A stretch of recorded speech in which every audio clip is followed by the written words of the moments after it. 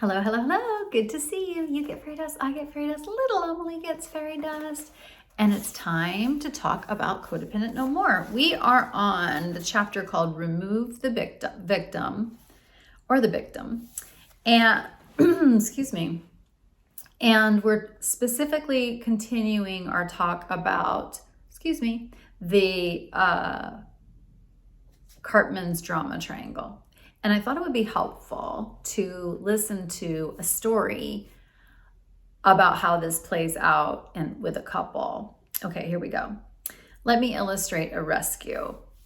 Melody Beatty says, a friend of mine was married to an alcoholic. Whenever he got drunk, she would drive all over town, enlist the aid of her friends, relentlessly pursue her husband until she found him.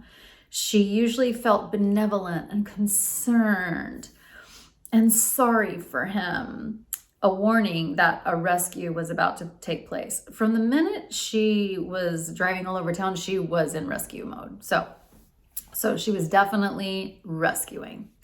Okay, so she had these feelings of, oh, poor guy, and is he going to be okay? And da da da da da da. Meanwhile, he's off doing something, and she is about to steal the consequences of his choices by rescuing him. Okay.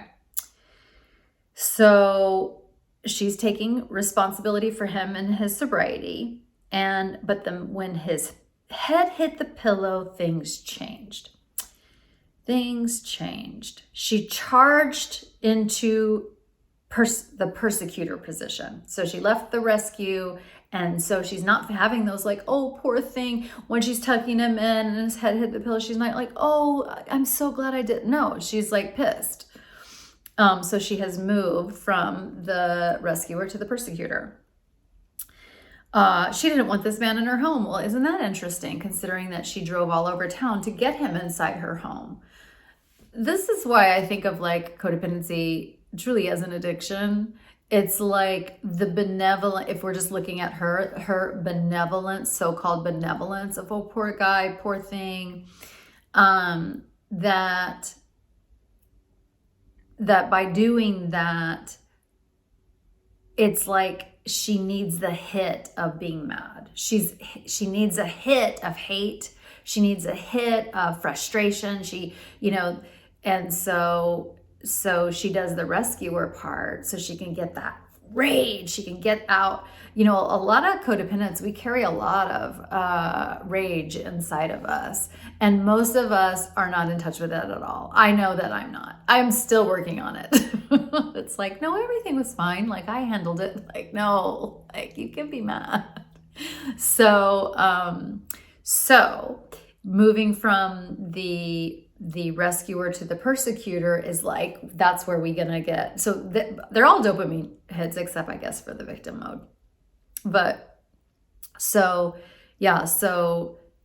that's one thing we want to look at ourselves. It's like, are we truly being benevolent, or do we want to yell at somebody? Like, do we want to get that head on the pillow so now I can be mad?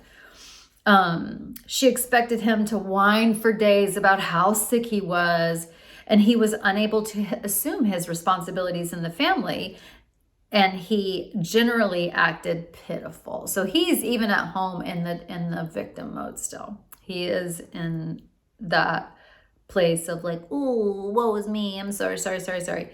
And he had done this so many times. So this is their pattern. This is their another trip around the Karpman's triangle. So she would start in on him, beginning with little snipes, and then working up to a full-blown blast, a full-blown explosion. Like, here's your, you can picture it. It's like, what's wrong? Nothing. Here's your breakfast. Like, just like that. And then, must be nice to sleep in, like shit like that. And then it moves to her big, how dare you? You're never here for the family, blah, blah, blah, blah, all that, which is the persecutor, the explosion part of the cycle of abuse. Okay. So she would start in on him, beginning with the snipes, and he would briefly tolerate it. So he put up with it, and you can just picture somebody building their rage. So it's like the digs, the passive aggression, the digs, the tension, the elephant in the room, and then finally after she explodes, ooh, he moves straight from the victim mode to persecuting her. Then he would switch from a helpless victim to a vengeful persecutor. Then she took her downward trip into the victim role. And then down there is where self-pity lives and feelings of helplessness, shame, and despair. This was the story of her life, she would moan. After all she had done for him, how could he treat her this way? It's like, that's victim mode. Like that's that's also persecution. It's like, that means your love isn't conditional, and that means you weren't being conscious and aware, and you weren't setting boundaries, and in this situation, both of them are fully checked out from their marriage, like fully checked out. She's chasing him this way on the drama triangle. He's down here. I'm guessing maybe after his real big rage, he made an apology and like, oh, let me fix this situation. And then, but most likely he just went right down to his, repeating the pattern, the reset in the relationship, the honeymoon phase. And then immediately it happens again. He's going to go drink. She's going to go rescue. She's going to blow up. He's going to take it until he doesn't. And then he is going to attack her. So, it's just really helpful, again, for me to know that the reason I do this shit is because I am addicted to the cycle. I'm addicted to Karpman's triangle. And how do I want to proceed? How do I want to live my life? Is this, she said, this is the story of my life. Do we want our lives to be Karpman's drama triangle? Like, is that what? No one says like, oh gosh, when I grow up, I really want to live out the Karpman's drama triangle. No, like we don't, if we're doing this, we don't get to self-actualize. We don't get to follow our dreams. We don't get to experience true joy. We don't get to fully connect. When she was enlisting her friends, that's not connection with friends. That's not happy times. That's chasing adults. And that's, looking for other rescuers to come in. So it just is so helpful for me to understand what the dynamics of a relationship, changing the dynamics and understanding the dynamics is everything.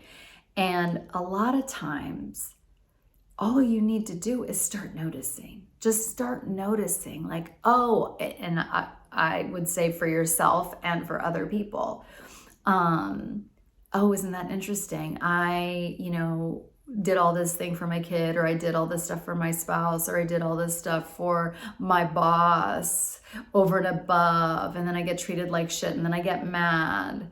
Maybe I can just back up, maybe just like, holy shit, this is the story of my life at work. This is the story of my life at home. Like, how do I unhook from this shit?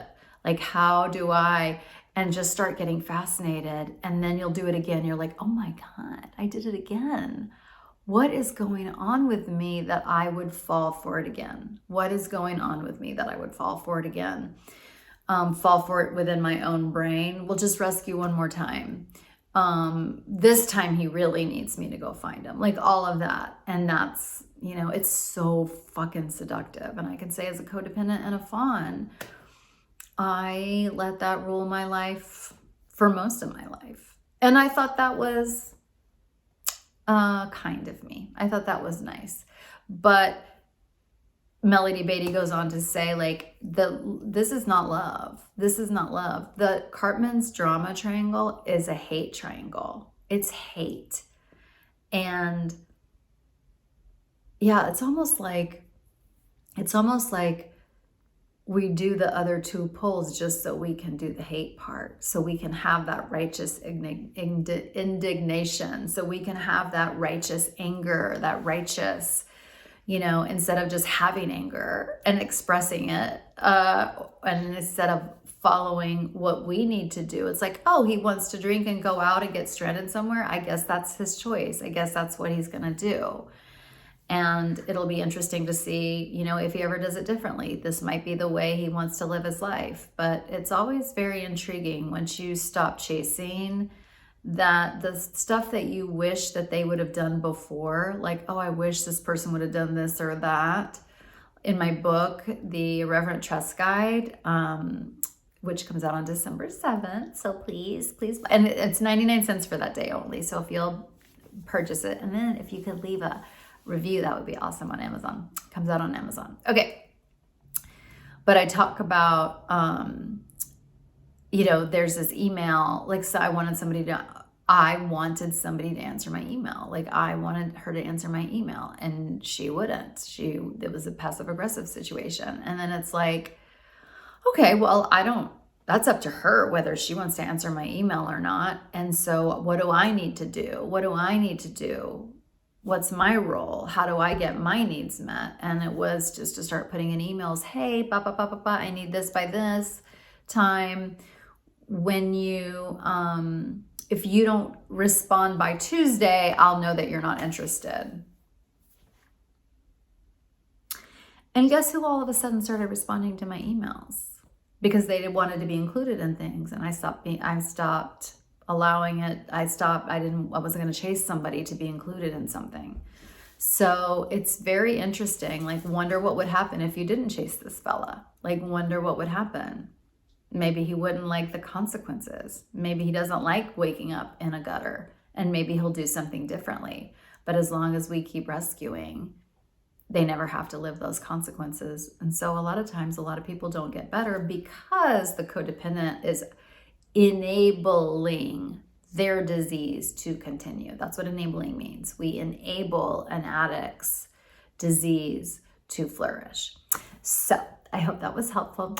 Love you. Bye.